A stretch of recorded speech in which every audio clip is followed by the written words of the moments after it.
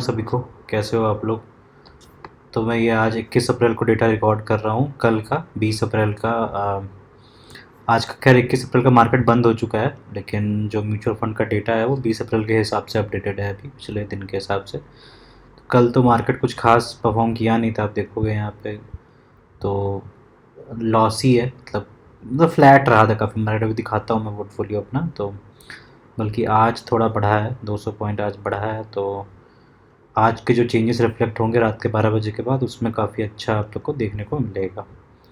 ठीक है, बाकी इंडेक्स कैसे परफॉर्म किया। निफ्टी ने तो लगभग 1% का रिटर्न दिया है आज।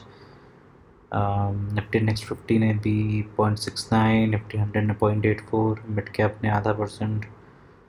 ठीक है, स्मॉल कैप ने 0.82, मिड कैप ने 50 ने 0.53, मतलब वही है, आधा आधा percent mid cap small cap ने भी दिया है, सेम एज ऑफ निफ्टी 50। तो बहुत बड़ा डिफरेंस नहीं है। ठीक है, H D F C bank अच्छा खासा मूव किया है, 2%। आई सी आई सी बैंक किया है, बजाज फाइनेंस अच्छा किया है। तो ये सब निफ्टी 50 की कंपनीज हैं, ये सब अच्छा परफॉर्म किए हैं। अब आ जाते देख लेते थोड़ा ग्लोबल मार्केट्स कैसा परफॉर्म किए हैं आज। ग्लोबल भी देखो, गिफ्ट निफ्टी बढ़ा है आज 0.55। ठीक है, डाउ घटा हुआ है, फ्लैट है। Dow futures S N P 0.35, मतलब थोड़ा थोड़ा इसमें भी आपको डिफरेंस दिखेगा। अभी मैं दिखाता हूँ आप लोग को यूएस स्टॉक्स का पोर्टफोलियो भी, उसमें आपको समझ आ जाएगा। हैंगसेंग भी मतलब ½ % बढ़ा है, टैक्स 0.69% बढ़ा है, जर्मनी का है ये। मतलब ग्लोबल मार्केट भी आप देखोगे, इसको ये भी फ्लैट रहा है कैक, बाकी सब थोड़ा थोड़ा परफॉर्म बढ़े ही हैं। तो कुछ ऐसी अभी नेगेटिव न्यूज़ नहीं आ रही है वॉर की, तो सारे मार्केट्स अच्छा पॉजिटिवली रिएक्ट कर रहे हैं। ठीक है, तो चलिए अब आप लोग को मैं पोर्टफोलियो दिखाई देता हूँ। तो आज मतलब कल के हिसाब से फ्लैट रहा, 0.06% गिरा है, 1000 रुपये। कुछ नहीं है ये तो, मतलब 0.06 तो कुछ नहीं होता, ऑलमोस्ट फ्लैट ही होता है, तो उतना गिरा है। टोटल रिटर्न 1,75,000 रुपये है, 11.5% रिटर्न के साथ। एक्स आई आर 11% का है। इन्वेस्टेड वैल्यू 15,29,000 है, करेंट वैल्यू 17,05,000 है। ठीक है, डे चेंजेस के हिसाब से देखोगे तो इन्वेस्को स्मॉल कैप ने अच्छा रिटर्न दिया है, फिर निपॉन स्मॉल कैप, फिर एडलवाइज मिड कैप। ठीक है, आप ये लोग पॉज करके देख लेना। सारे फंड्स ऑलमोस्ट डिसेंट रिटर्न दिए हैं। जो यहाँ से नेगेटिव हैं भी, वो तो ये सब तो कुछ कुछ थोड़े थोड़े ही हैं, लेकिन सबसे ज़्यादा गिरा है H D F C small cap 0.62। और ये माइक्रो कैप बहुत ही वोलेटाइल फंड होता है, और अभी इस फंड में तो वन टाइम इन्वेस्टमेंट रोक के ही रखा हुआ है। आई थिंक सेबी का कोई गाइडलाइंस है कि माइक्रो कैप कोई कैटेगरी एग्जिस्ट नहीं करती, बट पता नहीं फिर क्यों फंड को क्यों अप्रूवल दिया, ये भी एक क्वेश्चन है।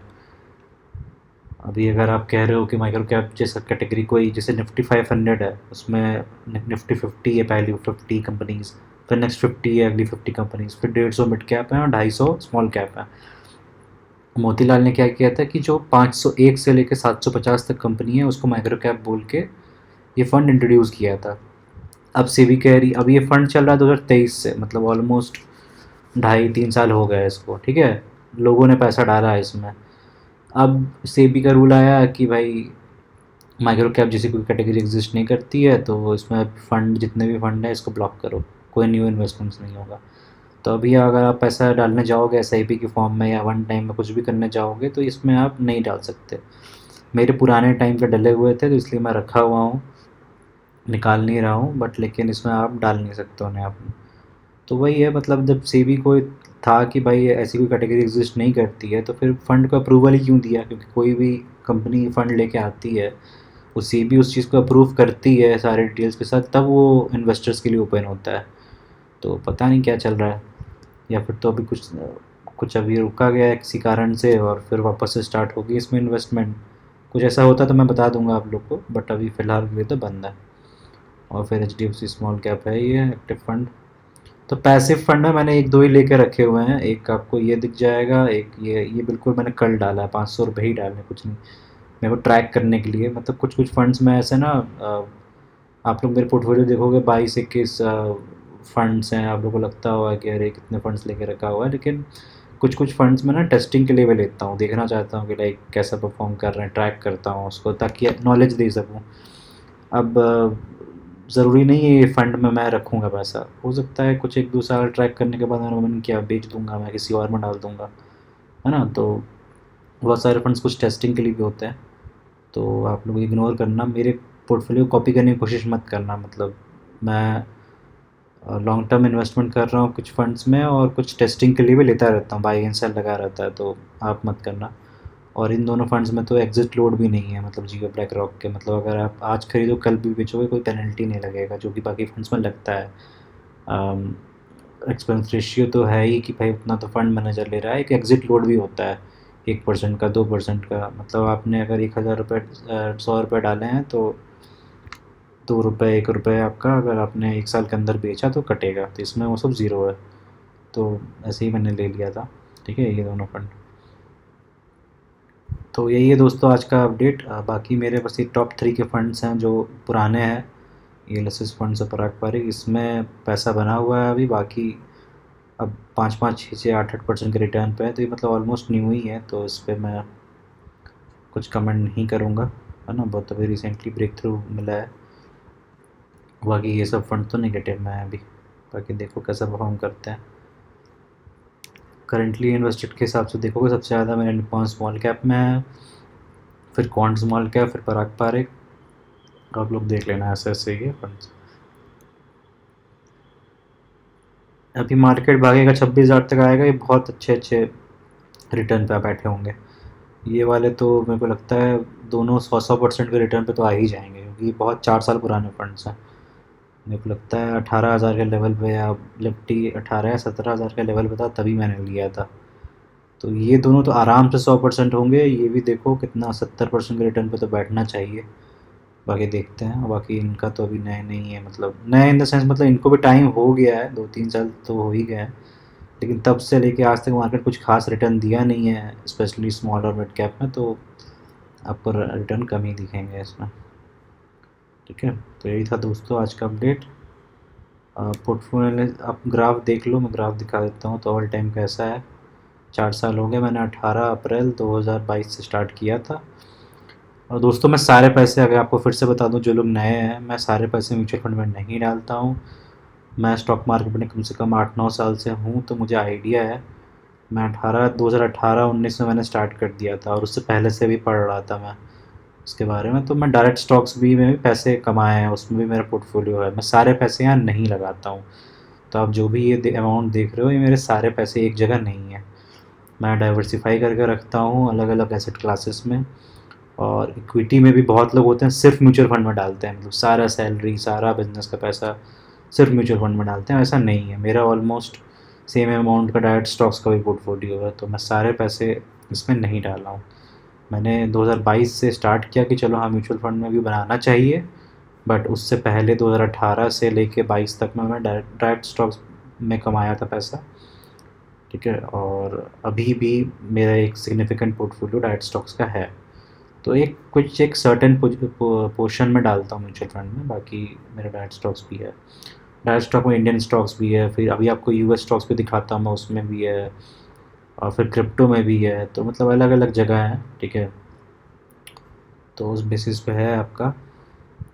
ये रहा आपका स्प्लिट, इक्विटी में इतना है, डेट में इतना है, लार्ज कैप में 28% है, मिड कैप में 22%, स्मॉल कैप में 48%। सेक्टर एलोकेशन फाइनेंशियल में सबसे ज़्यादा है, कंज्यूमर डिस्क्रिशनरी है, फिर एक्टिव पैसे में एक्टिव फंड्स मेरे 19 फंड हैं और पैसिव 4 है, ठीक है। इसमें कुछ कुछ मैंने ऐसे भी लिए हुए हैं।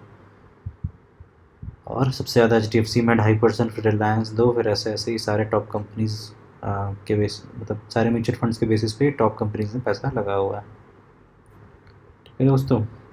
पिछले 1 साल में देखो आप 11% का रिटर्न मिला है, नहीं आई थिंक ये टोटली दिखा रहा है,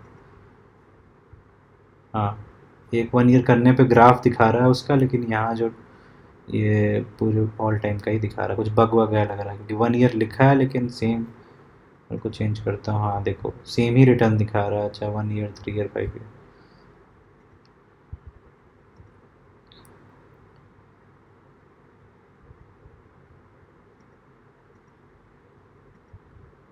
चलो दोस्तों ठीक है, मैं इसको देखता हूँ, रिपोर्ट करूँगा अगर वो टीम को। यही था दोस्तों म्यूचुअल फंड का अपडेट। अब आते हैं अच्छा FIDI का देख लें तो कल भी सेलिंग हुई है 1000 करोड़ की, और 3000 करोड़ का DI ने खरीदा है, इसीलिए मार्केट थोड़ा सा बढ़ा था। बीच बीच में ये वापस FIs थोड़ा थोड़ा बाई कर रहे हैं, एकदम थोड़े थोड़े करोड़ का सेलिंग दबा के कर रहे हैं।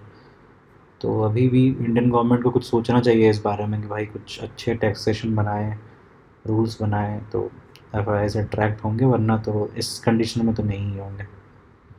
जहाँ INR डिप्रिशिएट कर रहा है, टैक्सेस बढ़ाए पड़े हैं ये लोग, तो ऐसे नहीं होने वाले।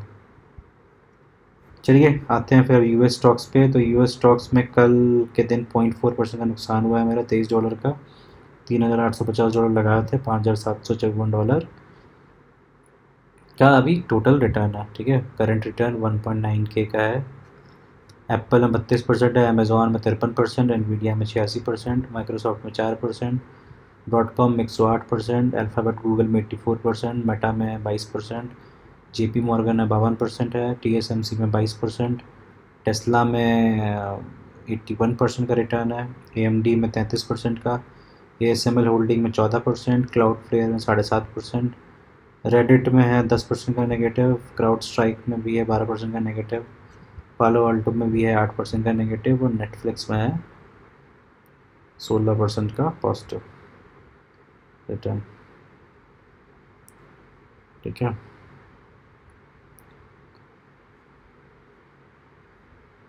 तो दोस्तों यही था। ठीक है, टोटल रिटर्न लगभग 50% में बैठा हुआ है अभी पोर्टफोलियो का।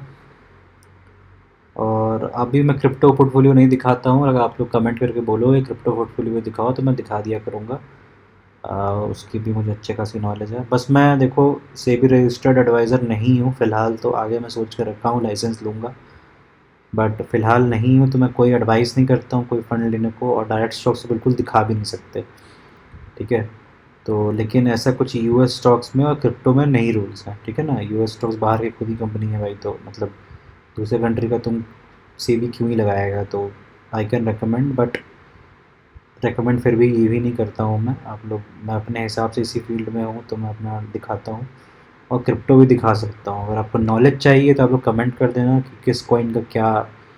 लेट्स से मैं बिटकॉइन दिखा रहा हूँ, बिटकॉइन इथेरियम तो सब जानते हैं, एस्टर के बारे में लोगों ने नहीं सुना होगा, हाइपर लिक्विड के बारे में नहीं सुना होगा, तो ये सब मैं पैसे डाल कर रखा हूँ थोड़े थोड़े।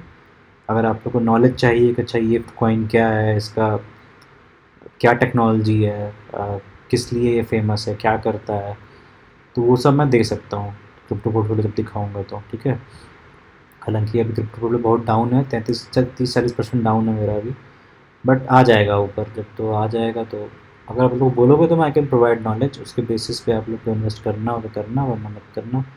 कोई रिकमेंडेशन नहीं है भाई कि कल को लॉस हो जाए तो मेरे को आके बोलोगे। ठीक है, क्योंकि क्रिप्टो बहुत ही वॉलेटाइल है, मतलब स्मॉल कैप कुछ नहीं है उसके सामने, समझ लो। क्रिप्टो कम से कम उसका 10 गुना वॉलेटाइल है। आज अगर आप 100% का प्रॉफिट देख रहे हो, तो कल हो सकता है कल के कल वो नेगेटिव ना हो। आज आपका पैसा डबल है, कल के कल अब हो सकता है 24 घंटे में नेगेटिव हो जाए वो, इतना है वो वॉलेटाइल। ठीक है, तो मैं तो बिल्कुल रिकमेंड नहीं करूँगा। जिनका आ, बाघ का जिगरा है तो वही करें, कमज़ोर दिल वाले बिल्कुल ही दूर रहें क्रिप्टो से और स्मॉल कैप से। ठीक है, चुपचाप लार्ज कैप में लगाओ। ठीक है, निफ्टी 50 कंपनीज में लगाओ, लगाना है तो। और ये सब मैं बिल्कुल नहीं बोलूँगा। ठीक है, तो ठीक है दोस्तों, मिलते हैं तब नेक्स्ट वीडियो में, तब तक के लिए goodbye, thanks for watching.